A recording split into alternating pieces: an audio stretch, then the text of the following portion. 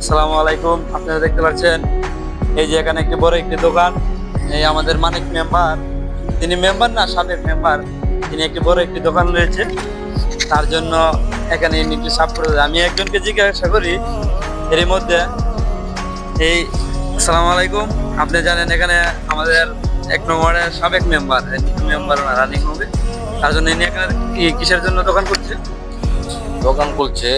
এখনো অনেক কিছুই পাওয়া যাবে ইনশাল্লাহ, সবার জানাতে হবে। এখন সার থেকে নিয়ে মানে কৃষি যাবতীয় জিনিস থেকে না সর্ব কিছু এখনো পাওয়া যাবে, এবং মুদির মালামাল পর্যন্ত। যাতে এটা সবার জানাতে হবে বা তোমরা অবগত থাকবে, যাতে সবাই দোকানটা যাতে চলে, এখান থেকে যাতে উনি করতে পারে। যেহেতু দেশে একটা কিছু হইলে মানে হইব, দেশের উন্নয়ন হইব, আমরা বাড়ির হইব, এই আর কি। আচ্ছা তোমার সহযোগিতা আমরা দিচ্ছি। আচ্ছা, ঠিক আছে, আমরা এখন মানিক মেম্বারের সাথে আলাপ করি, উনি দেখি কি বলে, কি সে দোকানটা পরিষ্কার করা হচ্ছে, ওনাকে আমরা জিজ্ঞাসা করি। আসসালামু আলাইকুম। মানিক ভাই, আপনি যে দোকানটা পরিষ্কার করছেন, কি বেচা কিনা করবেন?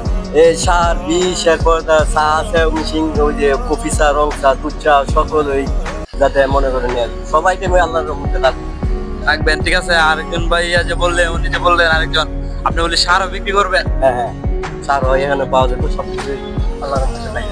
এবার আগর মাসের যে অবস্থা খেতে জমি জমা, হাই হাই কুকে খায় চাপ করে লেছে ভাই। আপনি লাস্টে এসেছেন দোকান দিবার জন্য, আপনি যে কিছুদিন আগে যদি দিতেন, আপনার কাছ থেকে আমরা সার ও বিষ অনেকদিন আগে আমরা নিতাম।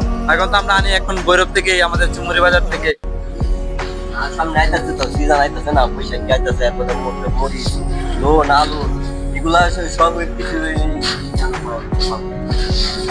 তাহলে আপনার দোকান কখন চালু করবেন? পরিষ্কার মরিষ্কার কইরা তারপর আচ্ছা, ঠিক আছে। মিলাদ কখন করবেন? আপনি কি আর মুরব্বি টুরব্বি দাওয়াত দিবেন না নাকি? না, আচ্ছা, ঠিক আছে, ধন্যবাদ। আমরা এই পর্যন্ত থাকি, বাকিটা আবার দেখানো হবে।